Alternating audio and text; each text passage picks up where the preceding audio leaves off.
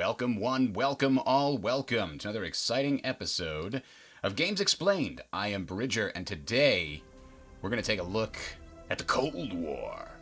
The Cold War. Twilight Struggle is a board game made into an electronic form on Steam, and it is one of the best board games out there.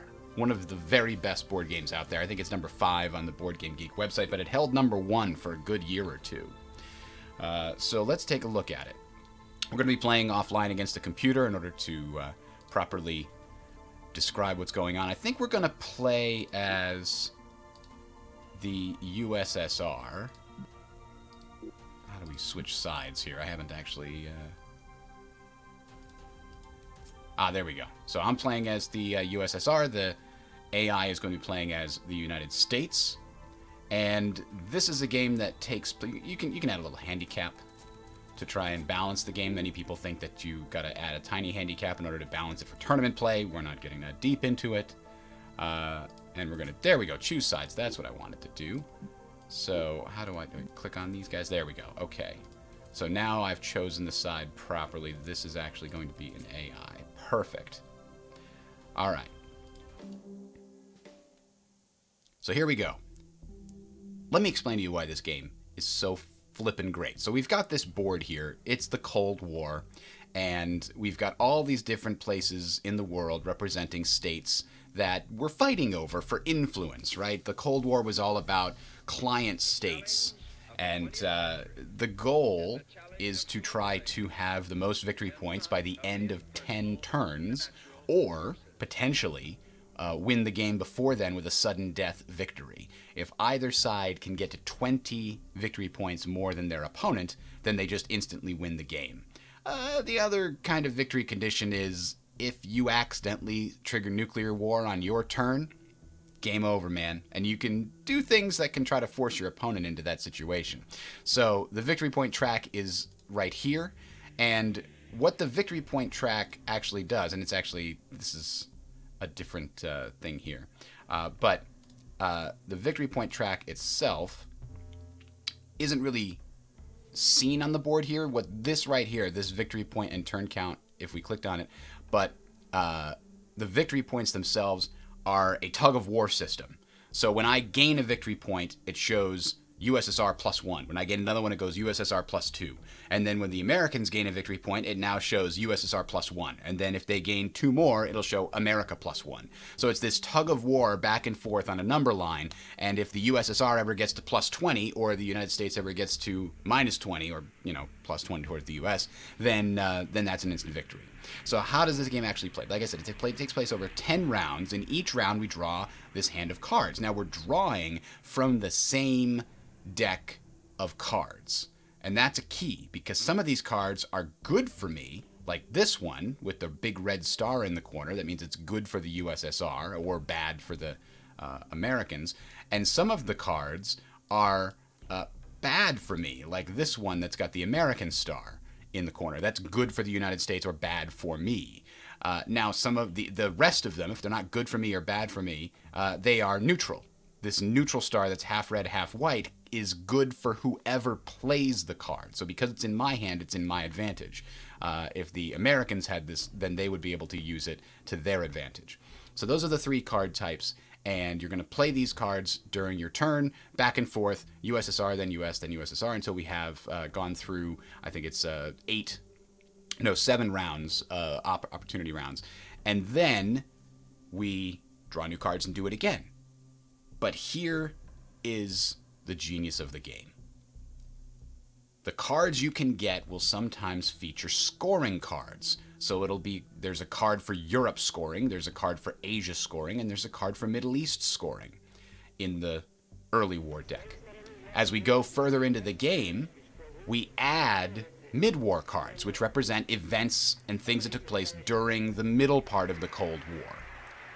And when the mid-war deck gets added in, the Africa, South America, and Central America cards get added in for scoring. And these scoring cards will give you points if you have control or domination or even just presence in the location that's being scored.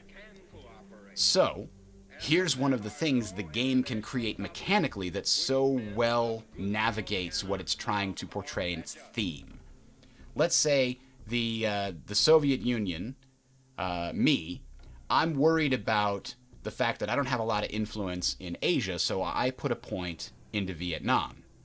Well, the US player sees that and goes, huh, wonder if he has the Asia scoring card. I better put some points into Thailand just in case. And then the USSR sees that and they say, oh no, he countered my move. He must have the Asia scoring card. So I put some points into Thailand and some more points into Vietnam. And the USA player sees that and goes, and now I know he's got the scoring card. And now he puts some points into Vietnam. And now both of us are fighting over this area that neither of us really wants. The only reason we are there is because the other side was there. That blew my mind when I first kind of comprehended it. So let's jump in.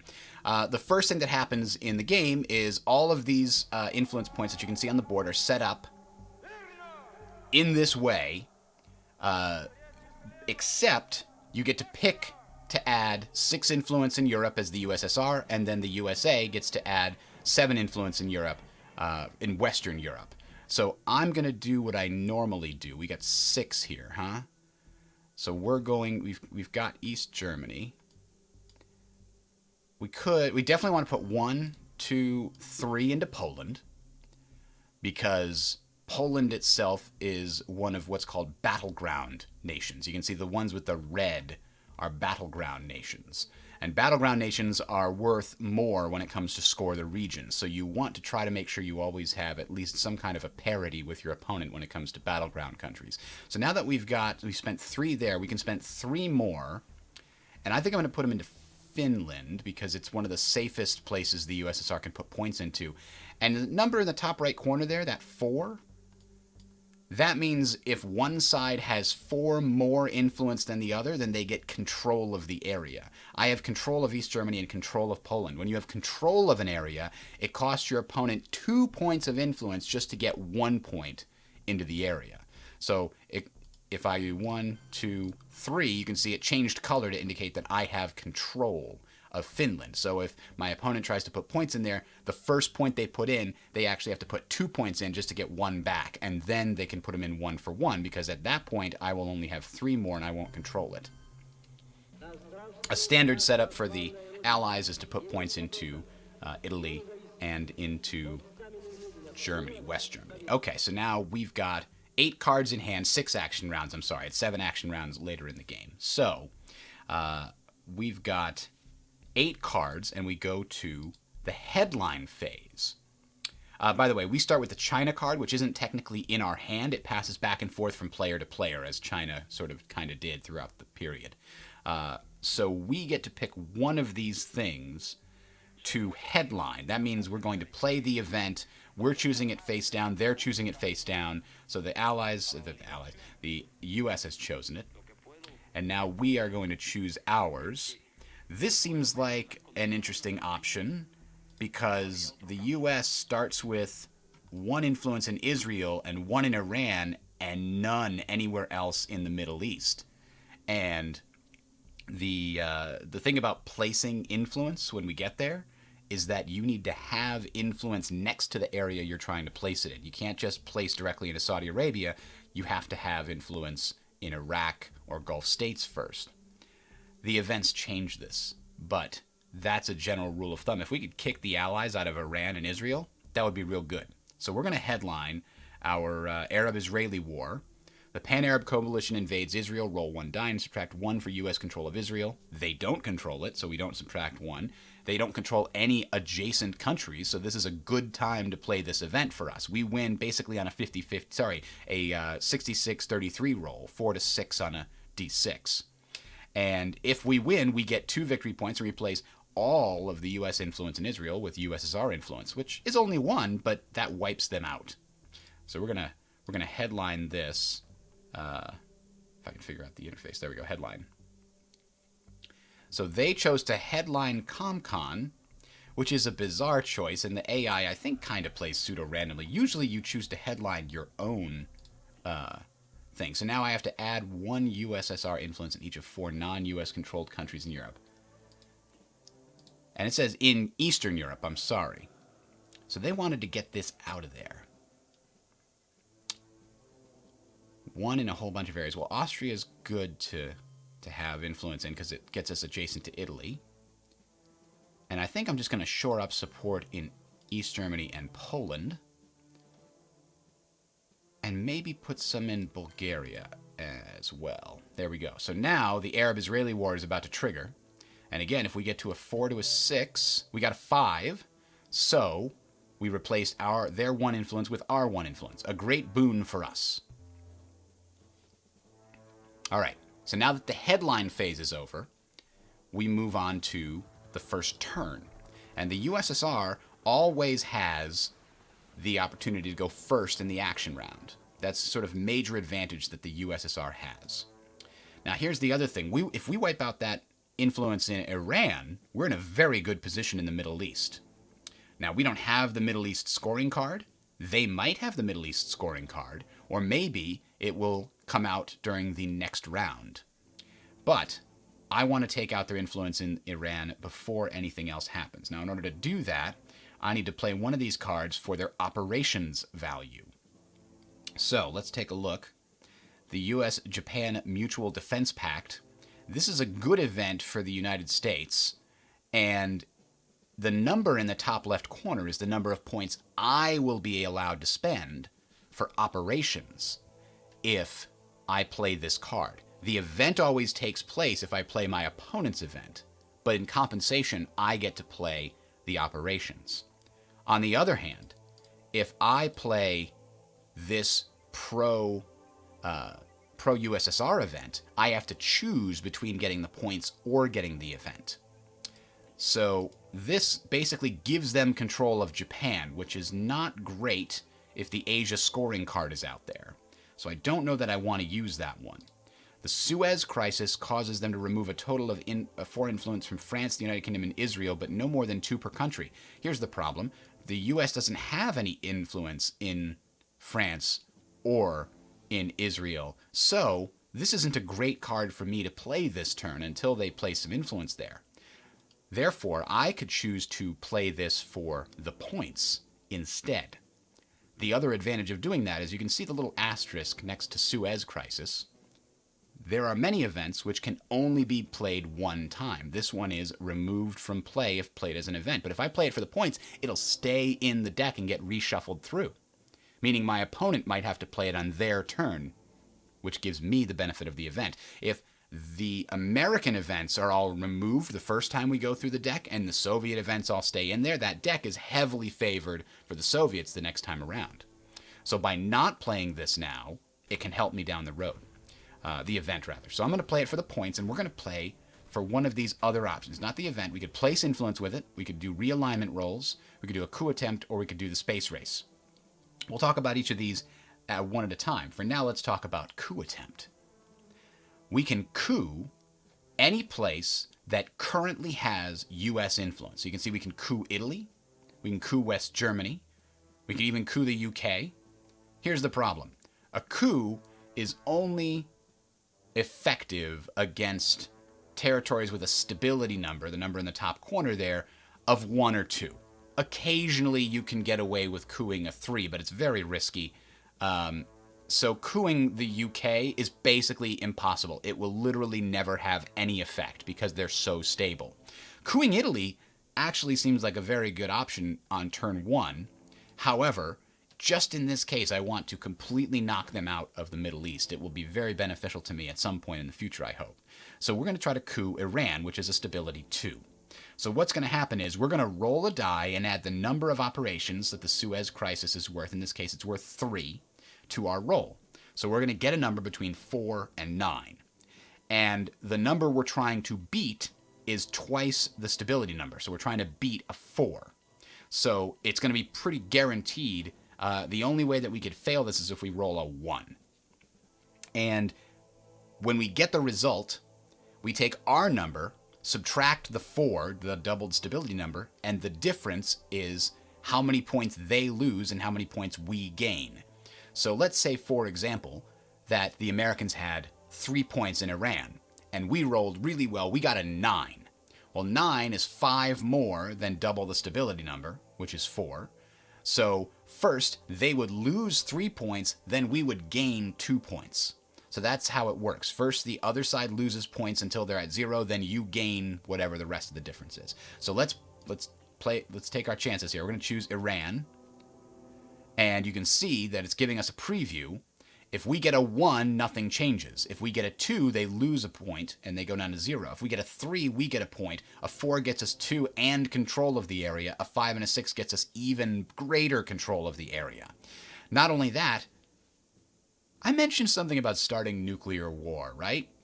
So there's a DEFCON track. You can see it at the top of the screen here. At the beginning of the game, it starts at DEFCON 5.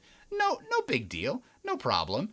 But as certain events happen, the DEFCON track can go down. If the DEFCON goes down to 1 on your turn, game over, you lose, you just started a nuclear war. You absolute madman. So it's telling me the DEFCON status will degrade to 4. Well, why is that? Because the DEFCON status always goes down if you try to coup a battleground country. So battleground countries are hotly contested, and coupping can be very beneficial, especially for these countries that are only 2 or even 1 in stability. They can give you a big swing, but they lower the DEFCON level. Here's the other thing the DEFCON level does, is at DEFCON level 5, there's no restrictions. But at DEFCON level 4, you're not allowed to do any coup or realignment attempts in Europe. At DEFCON level 3, you're not going to allow to do any coup or realignment attempts in Europe or Asia. And at DEFCON level 2, you can only do coup or realignment attempts outside of those 3 areas. Not only that, when you're at DEFCON level 2, you can't coup a battleground country or you'll trigger nuclear war. So that is part of the problem. So let's go back through this. We want to do a coup attempt. We want to do it on Iran. We're going to lower the DEFCON status. We're adding 3 to our roll. We're hoping against hope that we get at least a 4 or better on the dice. We got a 6. It was a fantastic success. We kicked the Americans out and we gained a huge majority of influence in Iran. It's going to be very difficult for them to come back. However, the DEFCON has gone down. By the way, I know there's a couple of people watching here. Let me know if you have any questions as we're playing through. It's a pretty complex game. So now the Americans are playing their first card for the round. You can see over here it's got a little time limit for how long the AI is going to be thinking. And it shows that they've got 7 cards left. And we've got 6 plus the China card. So they've gone with Red Scare / Purge. That's something they actually should have highlighted. But they've used it, or headlined, but they used it to place influence. So let's see. They've taken control of South Korea, and they added 1 influence in North Korea, which caused us to lose control of it. Well, that's a problem. We don't like that at all. No, sir. No, sirree, Bob. What else could we do here? We could use the Olympic Games to get control of North Korea again.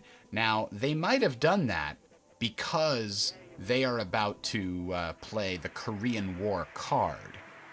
The Korean War card, and you get to memorize these cards fairly quickly, especially the early war cards, because you see them 2 or 3 times through the deck when you're playing even 1 game. But if you've played 4 or 5 games, you'll have a good idea of what cards there are and what things to worry about. For example, the United States should know not to put any influence in Cuba because there's a card that just removes all United States influence in Cuba and gives the USSR 3.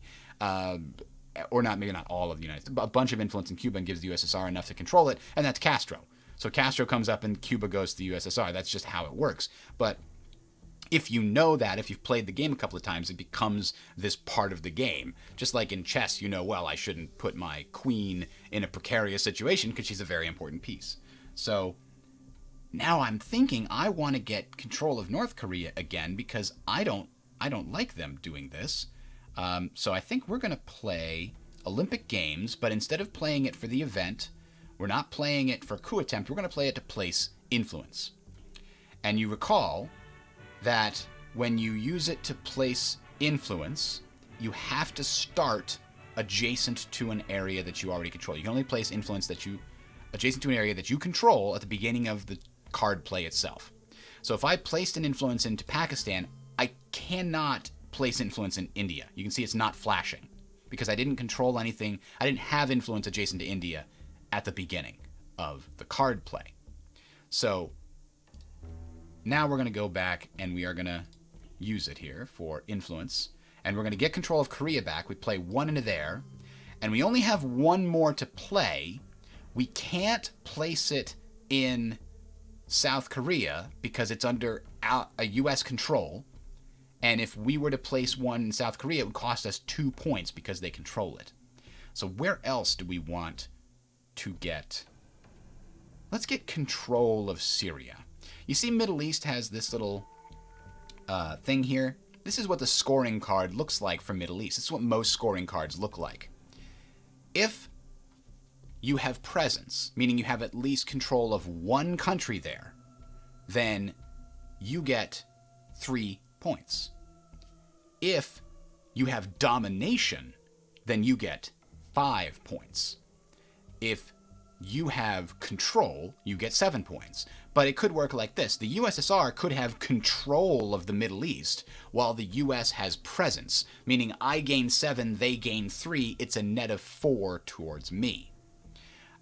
In this case, I have presence and I have also +1 per battleground country controlled. So it's seeing there I get +3 for presence, 1 for each battleground I control.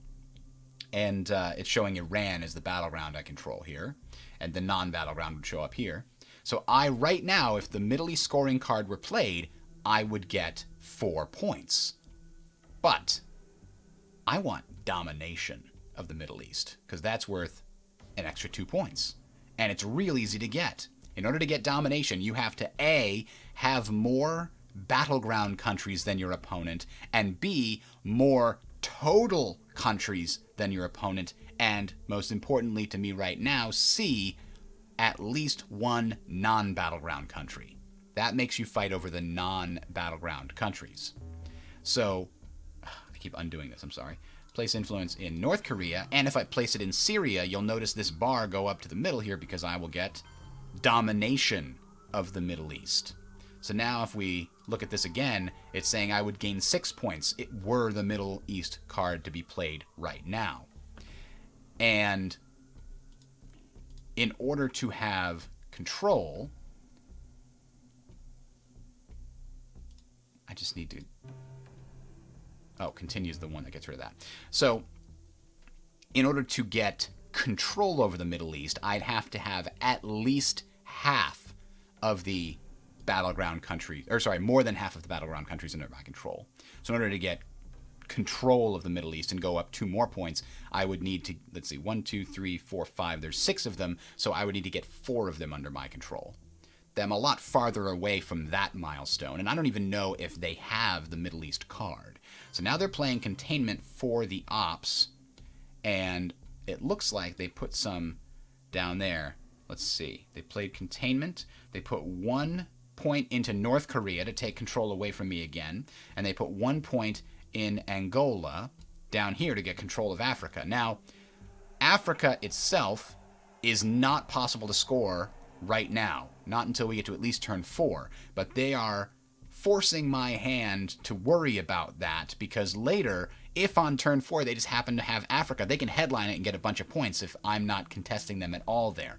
But I'm gonna wait on dealing with Africa right now, and we're gonna come back to what we can do about this Korea situation. They keep stopping me there. I could use the Cambridge 5 to find out what scoring cards they have in their hand, but instead I'm going to use it to place influence. And I'm going to double up in North Korea because I don't like what they're doing there. I think they have the Korean War card, and I think they're trying to play it at an advantageous situation. So if I can force them to play it at a disadvantageous situation, that would be great. The red ones are the battleground countries. Yes, Pakistan, India, Thailand, Japan, South Korea, North Korea. Those are the battleground countries. They are worth more.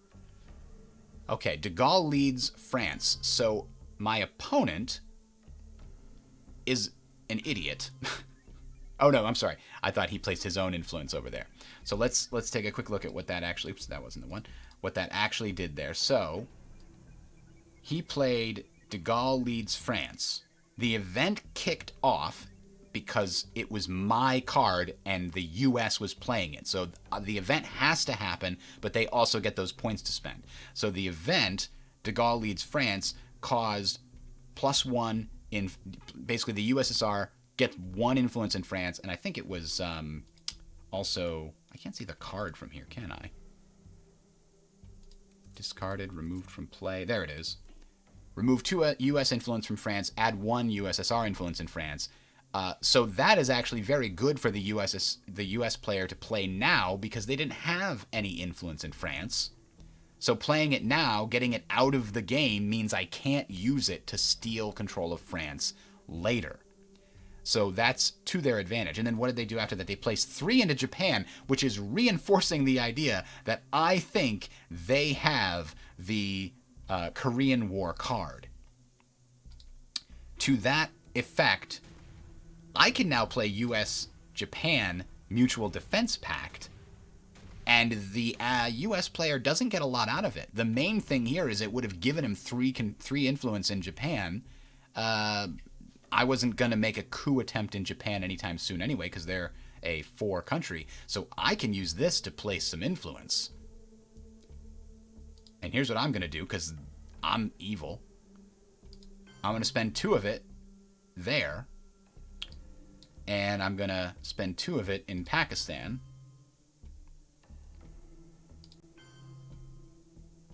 So now the opponent's event triggers.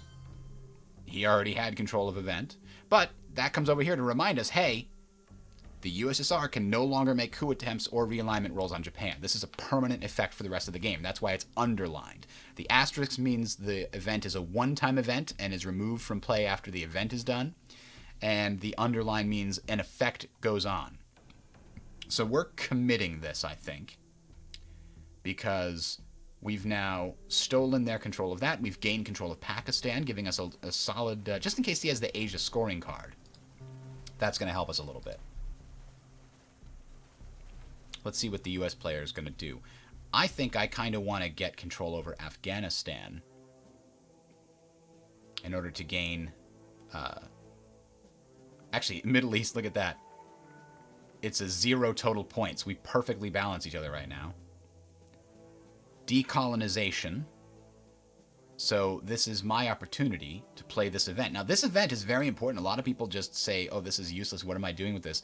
I'm sorry, I'm thinking de-Stalinization. Can seem a little counterintuitive, but this had 1 USSR influence in each of any 4 African and or Southeast Asian countries. That's super useful because look, boom, I now have gone from a tie in Asia to control of Asia because now I control more total countries and at least 1 non-battleground country. I kind of want to put 1 here. Is there a slight... Africa has very few things that are even close to being in control. Algeria is also not a bad place. But I kind of also want something over here. Oh no, Southeast Asia or Africa on this one. It's not any other choices. Asia, we're doing pretty well. Africa, I just put 2 in. I don't think we need to worry about that any further. I think I might put 1 into Thailand, making it easier to get that later. Yeah, that's what we're going to do. So we short ourselves up a little bit in Africa for the future, because remember, in order to place influence, you either have to have a special event like that one, which lets you do it, or you need to be next to it. We had nothing in Africa at the start of the game. So he put 1 over there. What is... The AI bot is terrible in this game. Putting 1 in Cuba doesn't make a whole lot of sense. But anyway, he put... What did he put? Another 1 into South Korea to gain definite control. And Southeast Asia is another scoring card we don't have to worry about for a while. But, for example, the USSR has nothing in South America. If I wanted to place influence in South America, I couldn't. And until I got these two in Africa, I couldn't really put any in Africa either. So here's what I kind of want to do. I want to make sure the Middle East stays for me. So I'm going to use the China card. It might be a bad play, but we're going to place influence here in Asia. 1, 2, 3. And then I think we're going to go 1, 2. So this puts us solidly in control. We will get 5 points if the Asia scoring card is played. And I'm a little worried about what the rest is coming out, but we'll see. We'll see what the Americans have.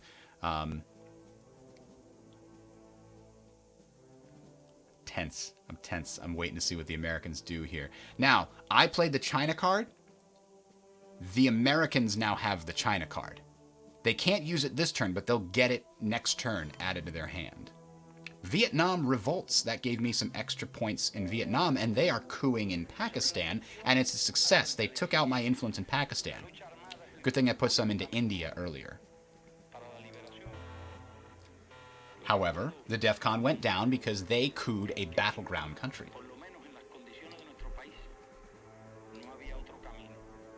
All right. So they gave me some extra influence in Vietnam. And for the remainder of the turn, the Soviet player may add 1 operations point to any card that uses all points in Southeast Asia.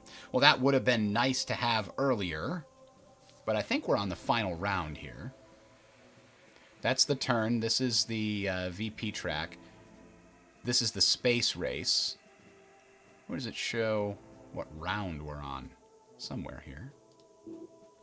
Nope, that's not what we want. Is it on here somewhere?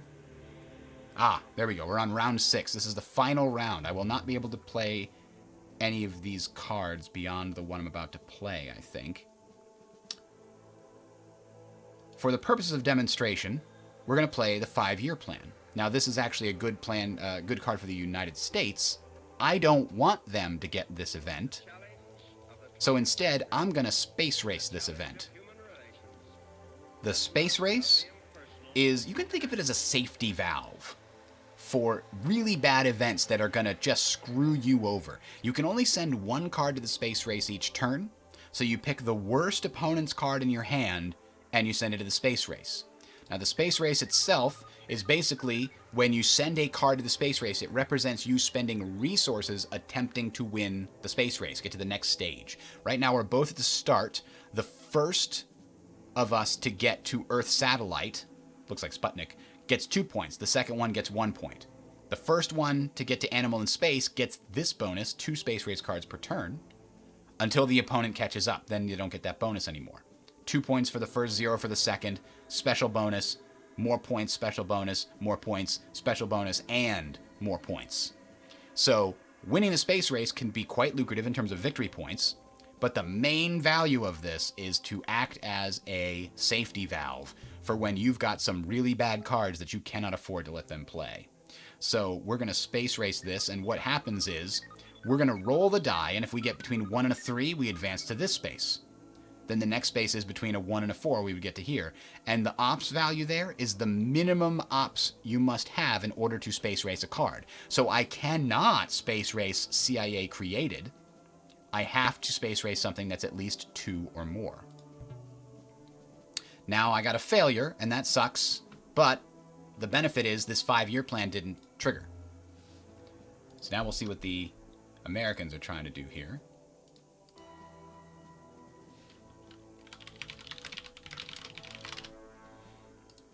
All right. They played Europe scoring. We both gained 5 points, which means neither of us gained points. They bamboozled me. I thought they had that Korean War card, and maybe they still do, but nobody placed anything in Europe, so nobody got any differences in Europe. You can see I have 2 battleground countries. They have 2 battleground countries. And we both have presence. And we both have 1 non-battleground country. So none of us has domination or control. And by the way, control of Europe is another way to get an automatic victory.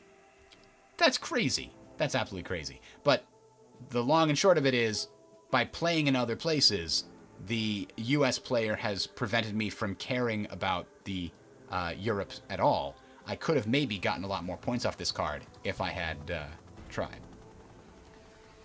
All right, now, this is an interesting aspect of the game. In order to encourage you to play the more aggressive cards that are risky, they've added a requirement. You must spend a number of military ops equal to the DEFCON level at the end of the turn. Okay? If you don't, you lose a point for the difference. So I did 5 military ops because I played a card, the Arab-Israeli War, that gave me 2, and I did a coup with 3 points worth. That got me to 5 military ops. The current DEFCON level at the end of the turn is 3, so I lose no points. The US player only did 1 coup with 2 points worth, but the DEFCON level was 3, so they lost a point. So the lower the DEFCON level is, you don't have to do those aggressive actions as much. But what this means is you can't just sit back and never do any of the risky plays. You'll lose victory points that way. So let's go ahead and hit continue. So I gained a point. I'm now at a total of 3 up on the opponent. And now we're at turn 2. I keep the cards I had before, and I draw enough to get up to 8. The DEFCON always recovers by 1 in between turns. And there's my new cards.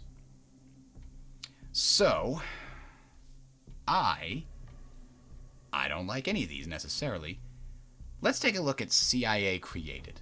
Here's a really interesting card, and it's a gotcha card if you're not familiar with how the game is working.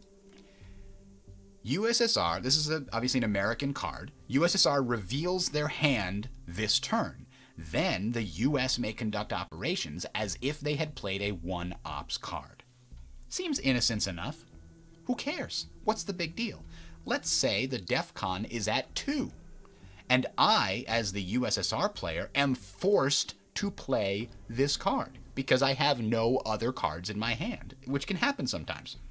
Cards will force you to discard cards, and you might play 2 cards together. I think the UN intervention card causes you to play it with another card, so you can wind up with fewer cards in your hand than there are rounds, and you might be forced to play a card rather than keeping them at the end of the turn.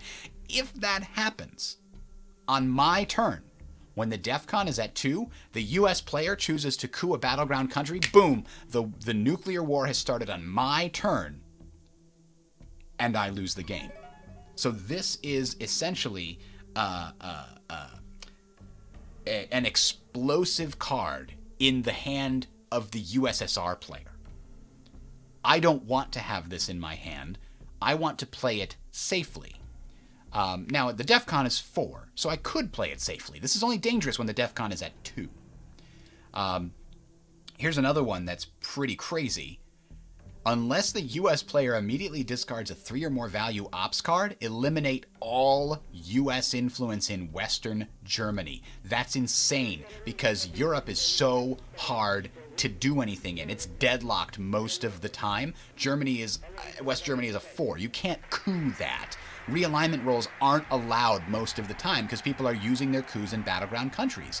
So how do you do it? If I spend influence points to get into West Germany, I spend 2 for 1, and then my opponent spends 1 for 1 and gets control again. It's a losing battle. But the blockade card? If I play that at the end of a turn, and the US player doesn't have any 3s, oh boy, that's a sneaker. That's a good one. Okay, now I will note that CIA Created has an equal and opposite card. That is a Soviet card that is just as dangerous and explosive. It does exactly the same thing as this card, but it's against the United States. And there's a couple of cards like that are basically, there's one for each side that's really bad if the other side has it in their hand, or if you have it and they don't. So let's see.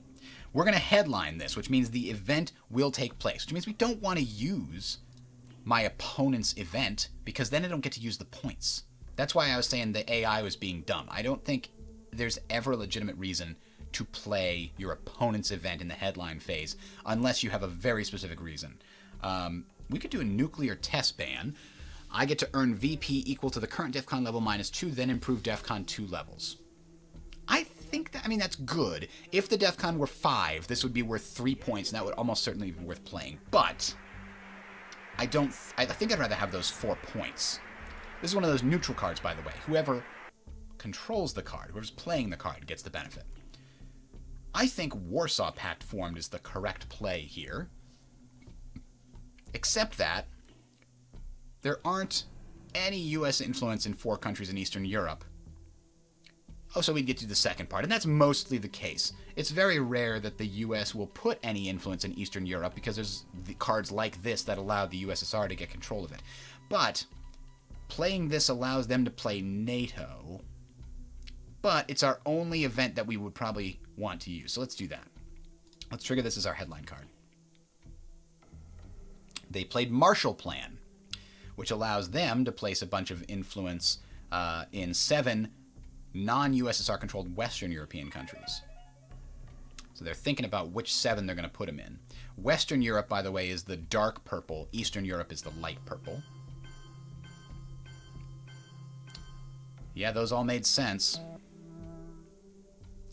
I'm going to add 5 in Eastern Europe. I'm basically doing the same thing. I'm going to shore up the areas that I already control. Boom. Done. All right. So now, as the Soviet player, I get to go first every time. And I know that the Europe scoring card is in the discard pile. We can see it. It's over here. It's not in the deck, which means that my opponent can't have it. That means they might have the Middle East or the Asian scoring card. I'm doing real well in the Middle East. I could do even better, but maybe I can do better in Asia as well. What's the situation here? We both have presence. None of us has dominance. So that's because I do not have more battleground countries than him when he took out Pakistan. I would like to get those back. And I'm going to do it right now so he can't play the card immediately off the bat. So we're going to place influence. 1, 2, 3. And maybe we'll put one in Israel? Let's put one in Iraq. Let's put one in Iraq. Get us a little closer to control of Iraq. Okay. I think that's good. We've gained control of Asia. And now if the Asia scoring card is played, we get 6 points. If the Middle East card is played, we get 6 points. Let's hope they're forced. By the way, you cannot hold on to a scoring card. You must play it. So, what will our opponent do? Choose randomly? Maybe. Oh, that's just help. We know the rules. We haven't used any realignment rolls, by the way. That's another thing you can use the points for. He's using NATO for a coup, not for the event. And he was successful because Syria is very unstable. The DEFCON doesn't go down because Syria is not a battleground country. So what he did there was he removed my control over the Middle East. Because in order to have control, remember, you must have more battlegrounds and more total countries and at least control of one non-battleground country. So he got rid of my control of non-battleground country with a coup. I'm going to use CIA created because it's safe to do so right now. And I'm going to place influence in Iraq. Now, that doesn't get me control, but it gets me a second battleground country in the Middle East. So he got to look at my hand. I don't know if the AI even takes any of that into account.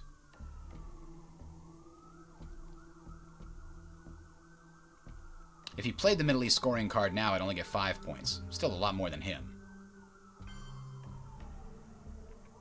He put 1 into Lebanon, which gives him control, which drops, or presence, which gets me down. Now I'm a little bit concerned.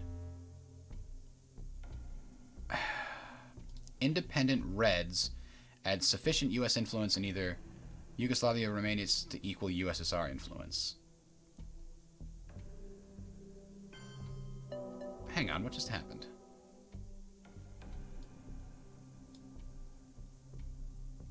The challenge of the 20th century is the Oh, I played CIA Created, and then he played this for a coup in Pakistan, which was partially successful. But he's lowered the DEFCON.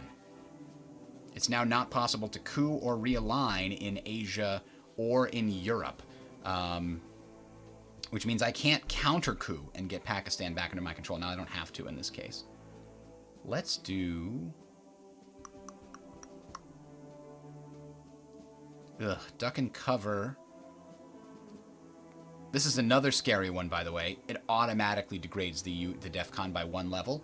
This is less scary than CIA Created because I can space race this if I want to. I'm going to use... Oh, God, they're going to earn 3 points if I use this? That's not okay. That's not okay. NORAD. I don't like this either. I could resolve the event second and do a coup attempt in the Middle East. I think that's what I'm going to do. Yeah. We're going to do a coup attempt in Syria. And the hope there is that... Oh, that doesn't get the DEFCON down to 2 at all.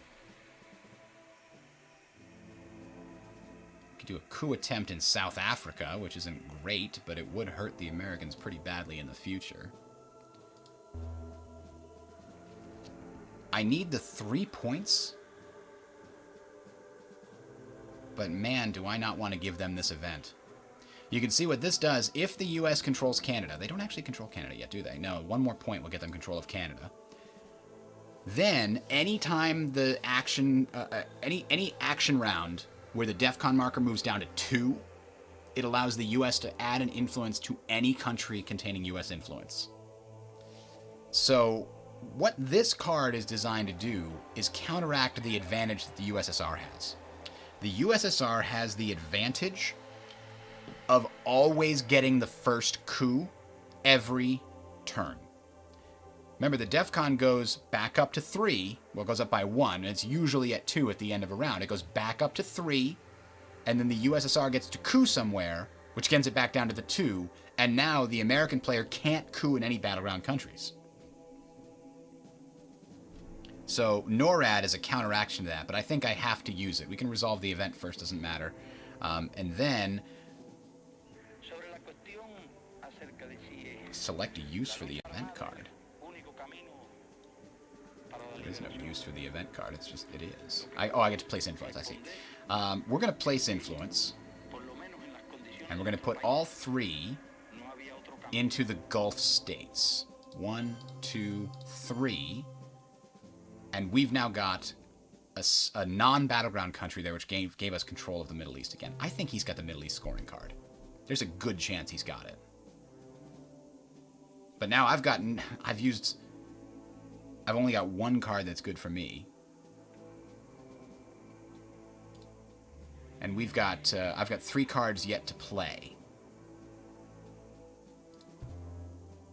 He's playing special relationship for not the event, but for the influence. He put a point into Jordan. I think I'm going to play independent Reds. I'm going to let him get some influence in Bulgaria. It's not great, but I can use this for a coup attempt somewhere, can't I? Maybe in Jordan? Or maybe I just put it into Israel. It's hard for him to get back in Israel.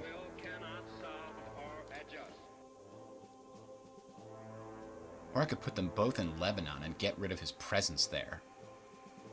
Yeah, Lebanon is worth 3 points for him. If I do this... He just lost 3 points if the card is played. Because remember, if you have at least presence in an area, you get 3 points automatically. I just got rid of the only place he controls anywhere in the Middle East, so he no longer has presence there. And he gained the points in Bulgaria, so let's pass it back over. We've got 2 cards left to play. We're going to want to space race, duck, and cover, just so we don't give him the free points. We got to see what the U.S. player is going to do here.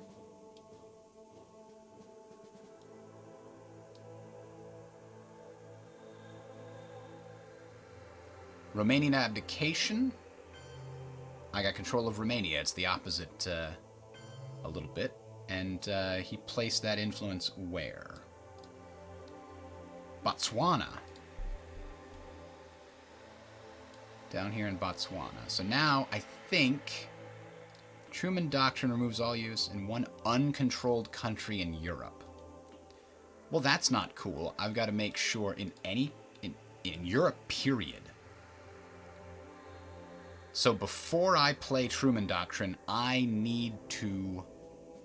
Ugh. Alright. We'll save Truman Doctrine. We only have 2 more card plays. Oops.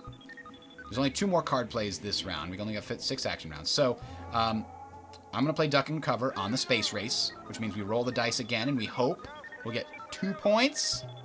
A failure again. Oh well. At least we got rid of Duck and Cover, which was going to give our opponent a bunch of points. For free.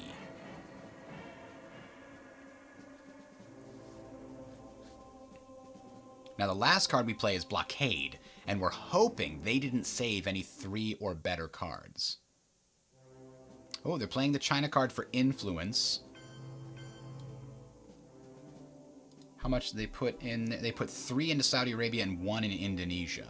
So they've got control of Saudi Arabia, which means they've got presence in the Middle East again. So it's only 3 points for scoring now.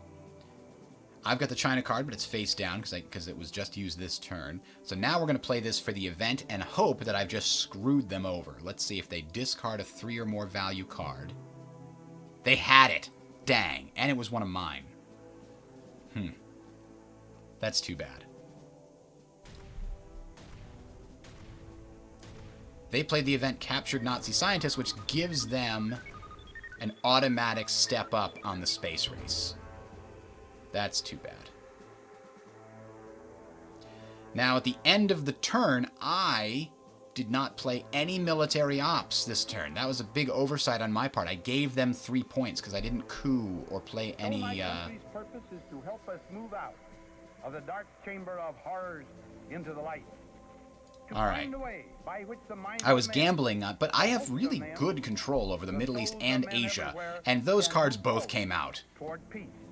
So, I could headline one of these if it's going to get me a bunch of points. 1, 2, 3, 4, 5, 6, 7, 8 plus the China card, yeah. I have control in the Middle East. It's going to get me 3 points. I only get 2, well, not Southeast Asia, actual Asia. What card can I headline?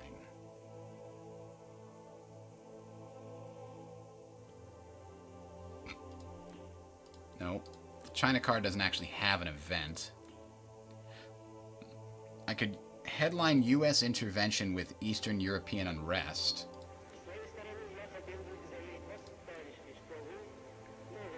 Ugh. This is a pretty terrible hand, because what I really need to do is play these scoring cards, but I want to make bigger progress. The fact that he got me out of Jordan... He couped Jordan? What did he do? Oh no, I have the Gulf States as well.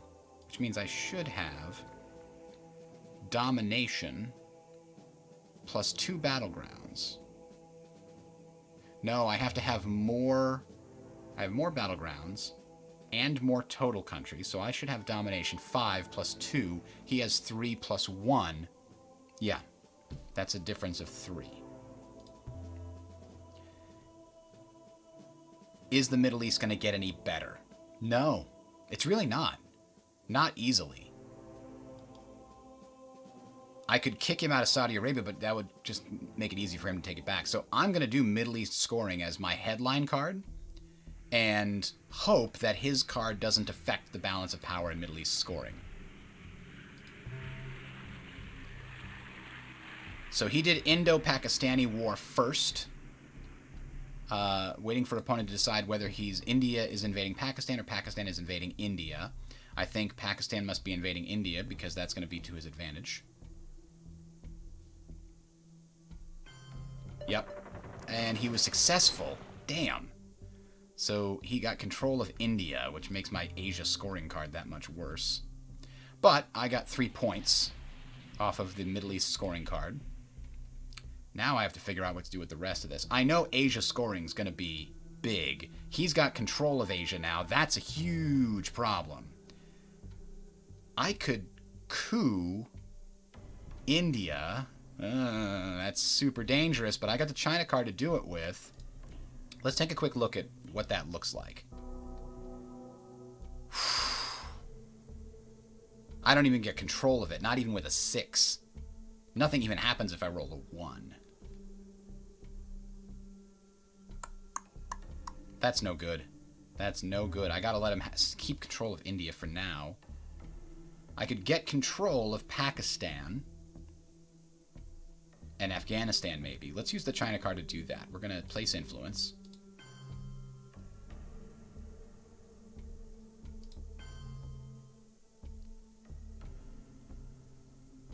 I could take out their control in South Korea.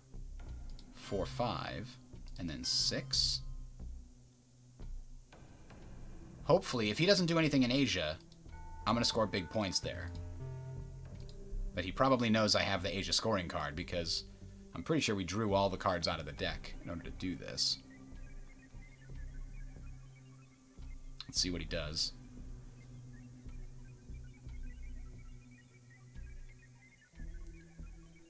Playing NATO for a coup, probably in Pakistan? No, Thailand, just about as good.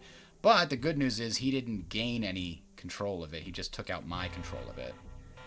DEFCON's down, so I can't counter coup in Asia. And Asia went back to a static position. Son of a... Alright. Let's use UN intervention for the event.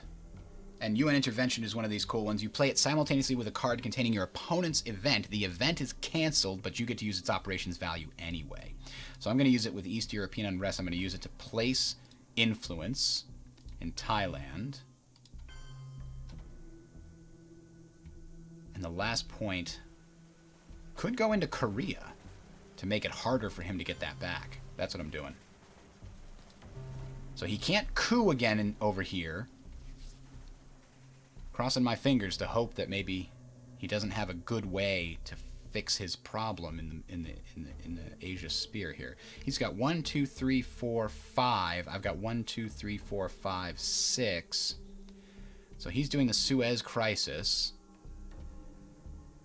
He's removing... Oh, I get to remove 4 influence from France, United Kingdom, and Israel. Well, 1, 2, 3. Or Canada?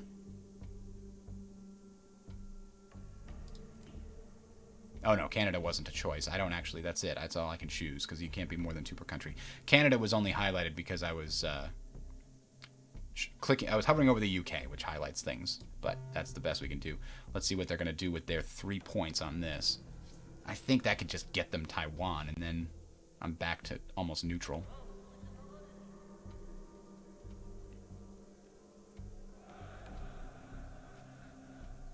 Yeah, they're going to use it. They got it back to neutral. It's 1 point for me now.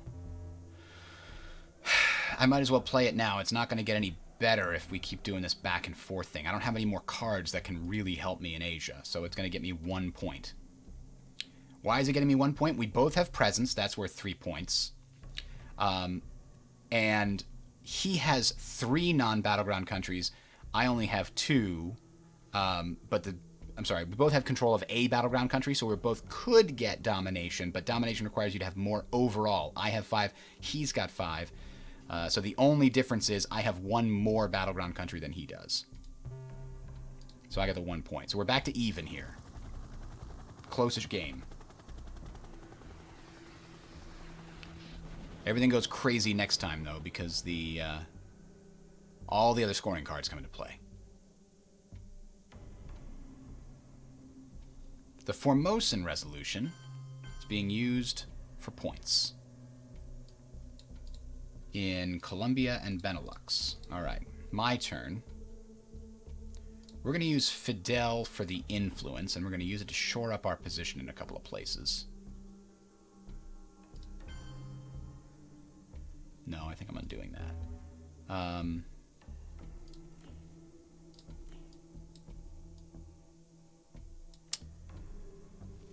We could get Turkey under our control, huh? 1, 2, 3, 4. Or we can get France under our control. Let's do that. That's pretty useful. We now have control of Europe. Is that what this little thing means? Oh, DEFCON restriction. Yeah, we have more total countries. 5.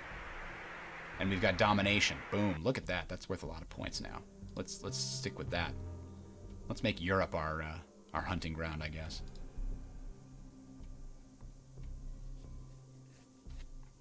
Unfortunately, the blockade didn't get us West Germany. If the DEFCON ever goes up to 5, we could try coupping Italy. But that's unlikely.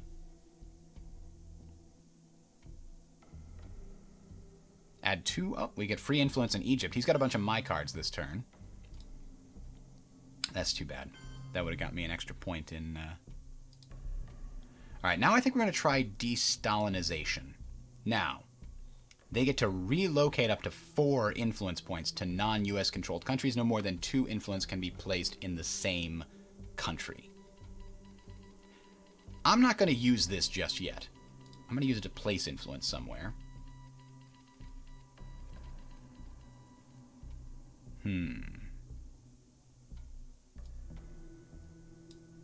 Shore up France. And maybe, let's see. Next turn, we know Africa, South America, and Latin America are all, Central America, are all potentially going to be available. We can't put any over here because I just gave up the ability to do so. De-Stalinization would let me put stuff over here, but I'm using it for influence to keep it in the deck. Kind of doubling down.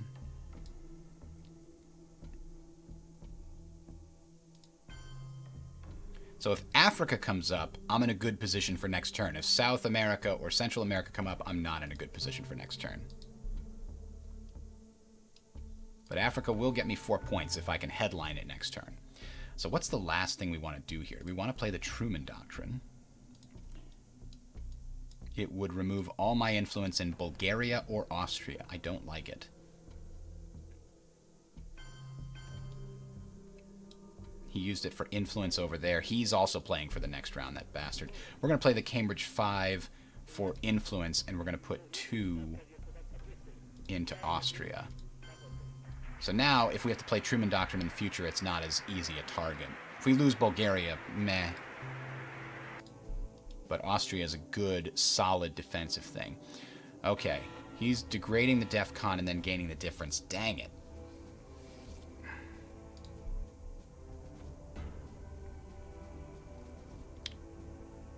Oh, I failed to coup again. I am just losing my mind on that. Alright, mid-war. The mid-war cards have been added. DEFCON's gone up. We get our new cards. Headline phase. Africa scoring is a fantastic headline phase. Didn't we just determine that? I'm going to get a bunch of points from this. I got lucky. Boom. We're going to get 4 points. Now, what is this X over this? Means you can't use it or bad to use it. Salt negotiations. Improved DEFCON to 5. Well, that's kind of good for me. Further coup attempts. Oh, but coup attempts are a -1 die roll modifier. Player may sort through the discard pile and reclaim 1 non-scoring card. Oh, that sucks. So he's picking his non-scoring card he's getting back. I really want to coup Italy right now. Because it's not often that the DEFCON is at 5. They're taking Indo-Pakistani war. Ugh. That's no good. I think we're using We Will Bury You for the coup attempt in Italy. It's risky. We got a 50-50 chance to knock down their control. Ugh, that's really bad, actually. We should use it elsewhere. How about India? India's worse, actually. Of course it is. Let's back up. We could use Quagmire for the points. Or... yeah, because the event is real good, and I just kind of keep that in there. Where can we use this to get some solid control over something the Americans don't have control over? Well, we could do this and knock them out there. You know what? Realignment rolls might not be a bad idea, actually. Let's show how realignment rolls work. This is a good one. Degrades the DEFCON 1 level if we play it as the event, which means they won't be able to do as much. We're going to use a coup somewhere. So why don't we do it now with this? What's a good spot? Burma. I think Burma. Or Jordan. Jordan's one of the only places they have here. Ugh. But it's not great. Syria could be. Let's do Syria. We got it. Okay. And we got the military ops. That's why I didn't want to get screwed with the military ops again. We're going to do realignment rolls in a second. On... probably We Will Bury You, I think. I'm doing a longer term strategy, keeping my Soviet cards in the deck. Ooh, all further operations played by the Americans. Oh no, they're not doing the event. They're doing that, huh? Alright, we're going to do realignment rolls. So realignment rolls, you choose a place that has US influence and you roll dice. And the US player rolls dice as well. And if my score is higher than theirs, they lose influence equal to the difference. If their score is higher than mine, I lose influence equal to the difference. But we each get to add or subtract. We each get to add one to our roll for being adjacent to the superpower in question. So like Romania is right next to the USSR. Or if we have, for each adjacent controlled area.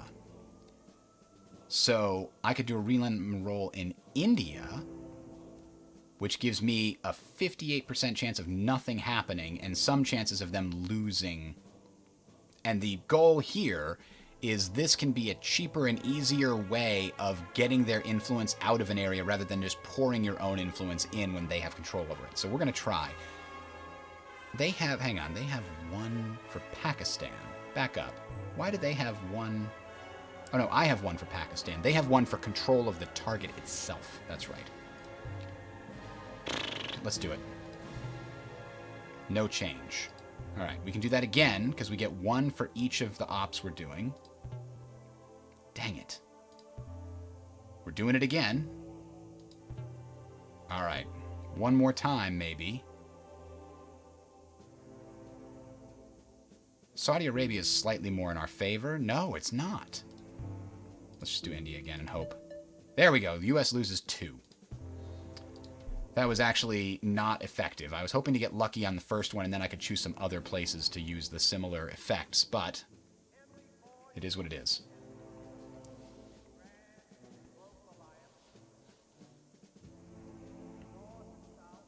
They're playing the China card for a coup, probably somewhere in Asia. That's a weird place for a coup, but okay.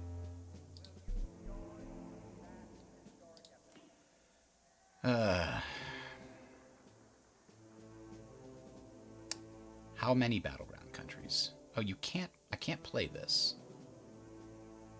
It won't let me play it. Oh, I could play... yeah.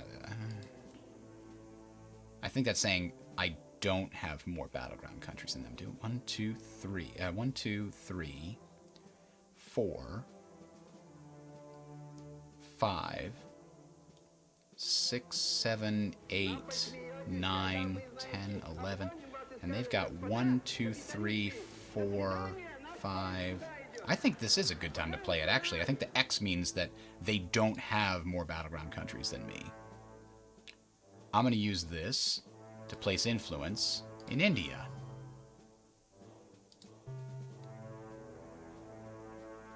So they didn't... so I was able to bypass that kitchen debate event, luckily. It's sometimes a way for the U.S. to get a bunch of free points. So we know the scoring card is out for Asia. But Europe and the Middle East... Oh, Middle East has been played too. So the Europe scoring card is back in the deck somewhere. It might be in their hand, but it's not necessarily. Now, Bear Trap is absolutely awful. It can be so bad. This is the Afghanistan War. And it can last for multiple turns, and the USSR can be completely crippled by it. Just like the Quagmire card that I had earlier, which I believe we discarded. Quagmire is exactly the same card, but against the US player. This represents Vietnam. It can completely grind you to a halt. So I don't want Bear Trap to happen, so I'm going to space race this guy, or I could Truman Doctrine. Maybe I hold Bear Trap in my hand for a round to make it less likely to come up. I wish I could see the deck. Oh, there we go. There's 42 in the draw pile, 17 in the discard. So if I throw it in the discard now, it'll be reshuffled at some point in the future. If I can hold on to the Bear Trap card for a couple of turns, that would be ideal. So the Truman Doctrine, we're going to lose that in Bulgaria. Let's just do that. He is going to take it out of Bulgaria. It's the only option he has.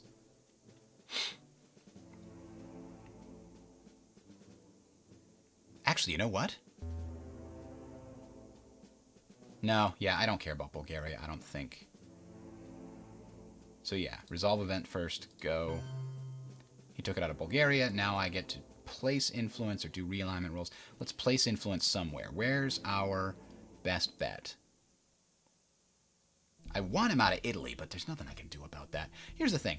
He actually lost control of the UK, which is a really good thing for him to have normally. Let's put an influence there, making sure he never gets it back, or at least it'll cost him 2 points to get it back. Because I'm looking real good in Europe right now. It's worth 5 points if I can make it happen.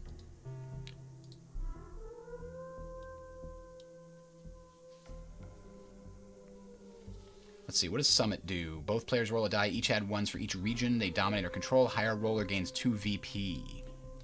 That's actually good for me. Nope, it's going to be tied for me. Oh, they did have that. Those bastards. It's a failure. Whew. Good luck for me. India and Pakistan went to war and it didn't hurt me. Could I get control of Asia? I have 1, 2, 3.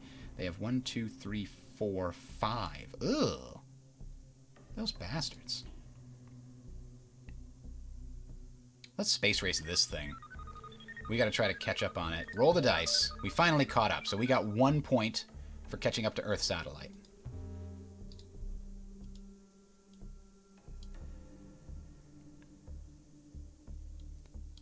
Are we in the last round here? No. After this, we each play 2 more cards.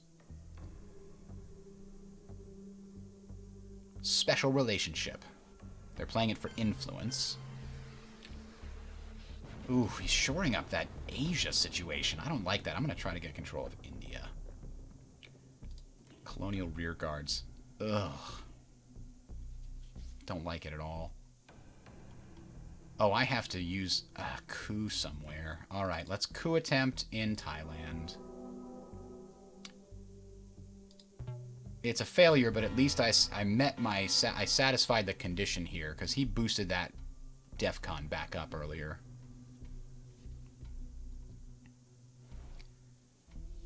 Yeah, Asia's not good for me. I had control of Southeast Asia earlier, and now it's gone. I had real good control over it. He's taken out Thailand. He's taken out Malaysia. He's now got control of Cambodia. Ugh. All right. At least Colonial Rearguards is gone. It's out of the deck. I think I'm going to play Summit for the points on the next one, because I don't think this helps me. It's actually bad for me now, yeah.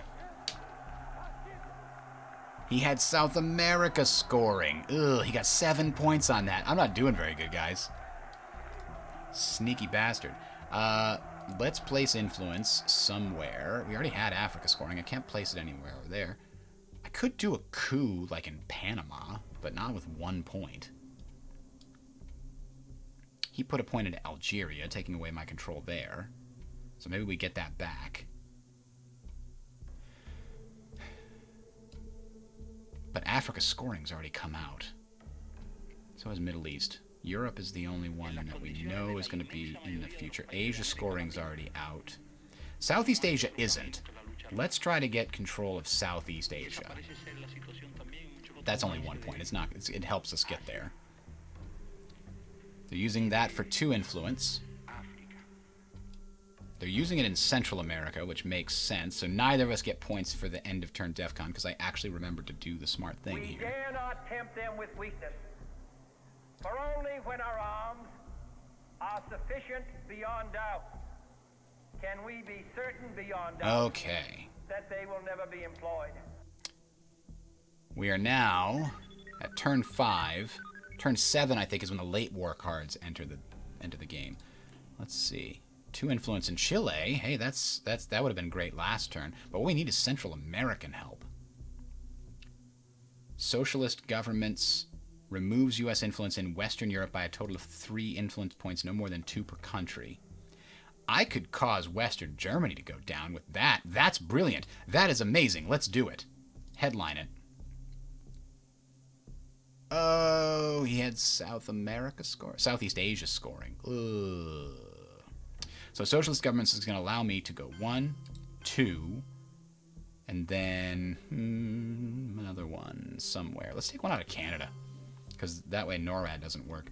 Now, that gives them 3. Oh, they're at 10. They're 10 away from winning the game. Unacceptable. But I'm getting real close to control of Europe, which is absolutely insane balls. So I'm going to use this. Players earn VP equal to the current DEFCON level -2. We could do realignment rolls in West Germany. It would actually be really good. It would be really good. Guys, we're doing it.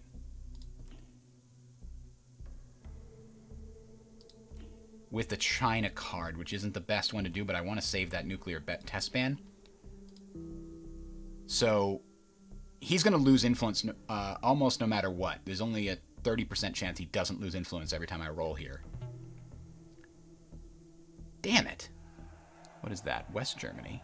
He has influence in West Germany. I thought he needed control over it. Okay, anyway.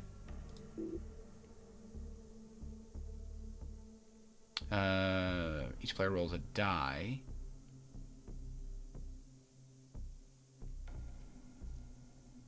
Oh, the modifiers. That's what I'm trying to find out. Modifiers. How come I can't scroll down in here? Huh. I can't read the thing. But anyway. Get out of here. All right, we're doing another... What did I just do? All right. It's a +3 to my favor. Here we go. Boom. USA loses 3. We got him. We got him in 2. All right, now we can use the rest on Benelux, because if he's not adjacent to West Germany, he can't put any points back in there next turn when it's his turn. Okay, this isn't very good odds, but we're going to try it anyway. No change. Come on! Damn it. All right, well, we tried. If he's smart, he's going to put points back into West Germany. He has to.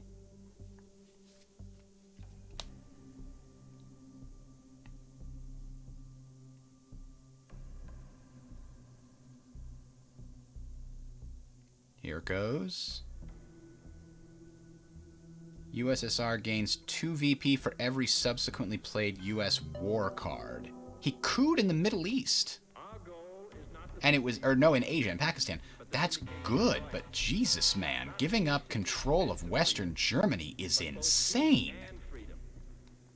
I'm playing the influence right now. Boom. He doesn't have the Asia scoring card. We know it's in the discard pile. We can see it. There it is. I'm putting that all in West Germany, and now I got a huge lead in Europe. All I have to do is coup Italy in the future? Or realign it? And I could just win the game by controlling Europe. Our man in Tehran, he's using it for realignment rolls in South Korea, which he missed.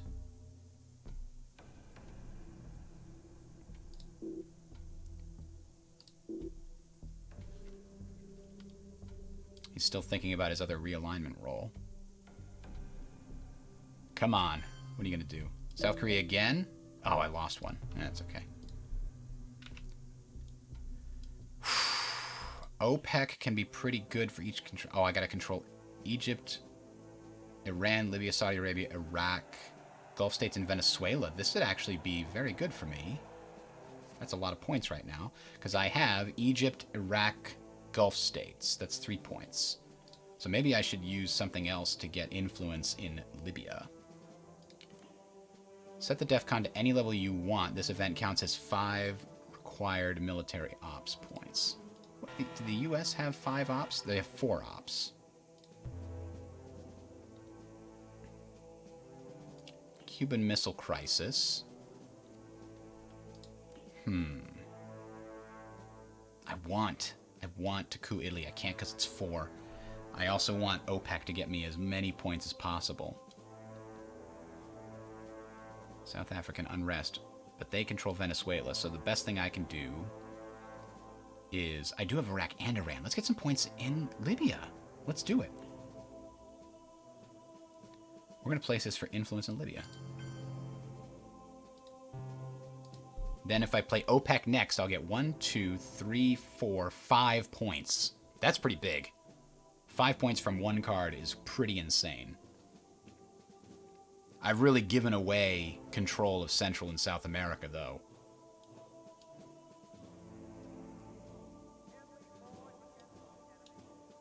I gain 1 VP, and unless they play UN intervention later this turn, I get an additional VP. Now, what did they use that for? They used it to place 3 influence in Thailand, you absolute bastard. I'll coup that later, but for now, I'm playing OPEC for the event and gaining 5 points. Boom! Huge swing, huge swing. I don't like Sadat expels Soviets. I lose all my influence in Egypt and they get 1 influence there.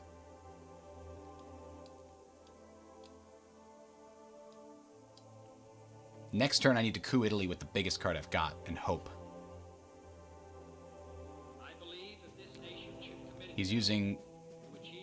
Oh, if the US has the China card, they give it to me automatically. Okay, well... I think I need to use the China card. I'll get 5. I could get control of South Korea. That'd be a pretty decent swing.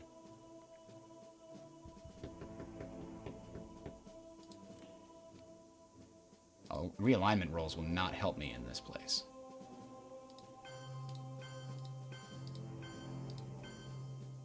There we go. I think that's it. I mean, it's still 5 for him if he gets it, but getting South Korea back for him is going to be real hard. So that's like a permanent installation there. I can get Pakistan back, and hopefully that will be enough. That'll be 1, 2, 3. He's got 3. Yeah, if I get Pakistan back, Asia is then contested again. It's no longer crazy in his favor. Ooh, this is great. Add 3 influence in Central America, no more than 2 per country. That's what I needed. I would love to have Mexico, because Mexico would give me bonus points for being adjacent to the US. But let's get 2 in Costa Rica, and 1 to break the stalemate in Panama? No, in Mexico. Yeah. That's it. That's it right there. Now I only need to put 1 in Costa Rica to get presence in Central America. If he had the Central America scoring card, he'd have played it already. And it's my turn now, apparently. Oh no, he's doing something with the 2 points. Influence? Where? Oh, he got control of Mexico again. And he put 1 back into the UK.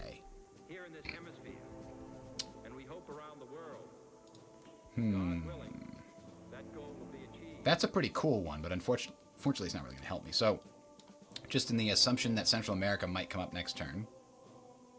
1. And 2, 3? Oh, I can't put it there. Damn it. Okay. But that at least got me presents. So now, it's still 7 because they have domination? Oh, no. If instead I use this for points, I can do 1 and 2, 3 into Panama. I gotta hope Fidel comes up soon. I think Mexico's the right play. Okay. So now it's only 4 instead of 10 or 7. Ugh.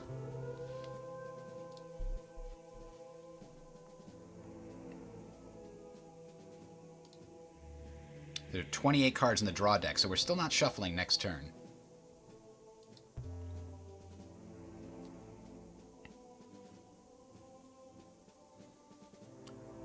Ah, decolonization. So I get this event again. That's going to be helpful. 4 in Africa and or Southeast Asia. Well, this lets me break the normal rules, remember. So I can do this. And I could put 1 in Burma, which just cancels his. 1 also cancels in Philippines. Look at that. Just like that, I've really negated all his benefit here, because I canceled a bunch of his control. What's he going to use these 2 points for now? We got to find out. Oh, he still has a good lock on the Americas. But everything I'm doing has got to play around Italy going my way.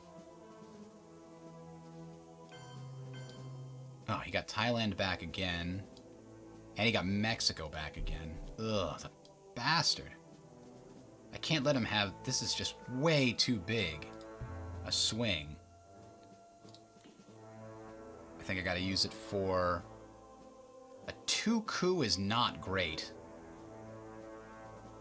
Like, if I did this as a coup in Mexico... It's like, on a 6... It's useful.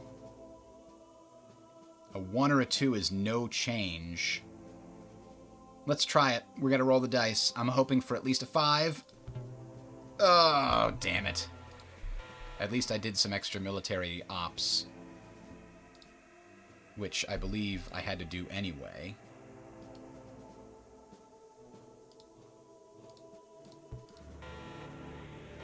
Yeah. That was actually good. I was going to lose more points if I didn't do that coup. Ugh. Everything's got to revolve around Europe. I should have couped somewhere else, though. I need the DEFCON to be 5, is what I need it to be.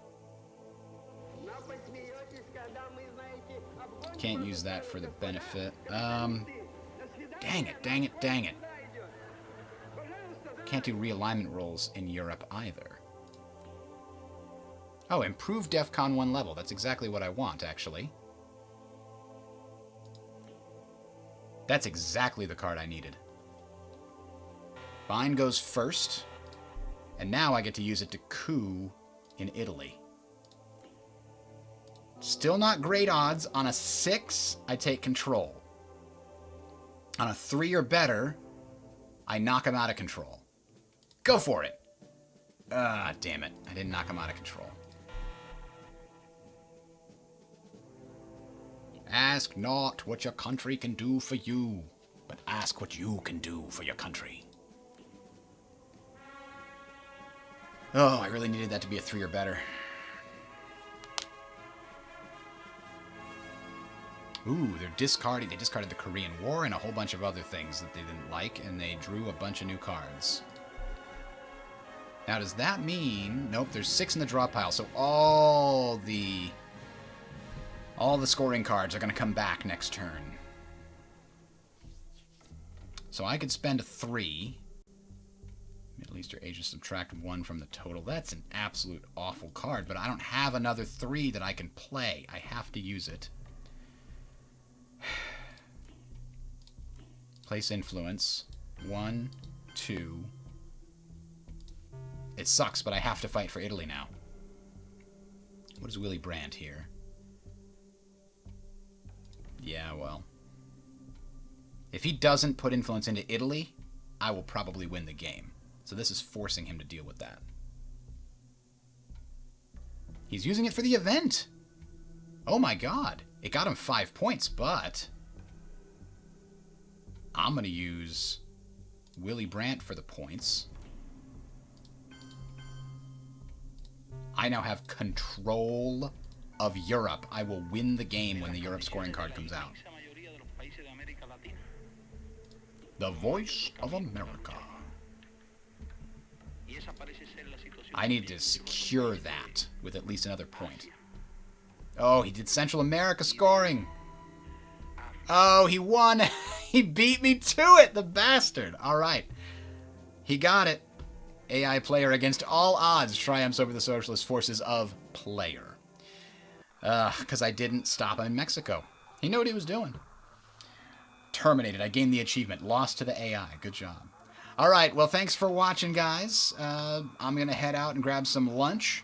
I will talk to you later. We might do some more of this in the future. I wasn't really happy with my explanation, actually. I think I might re-record this whole thing and play that as the official one, because I don't feel I explained it really great. But it's been a while since I played it, so I was trying to remember the best way to organize my thoughts, and it didn't work out super well.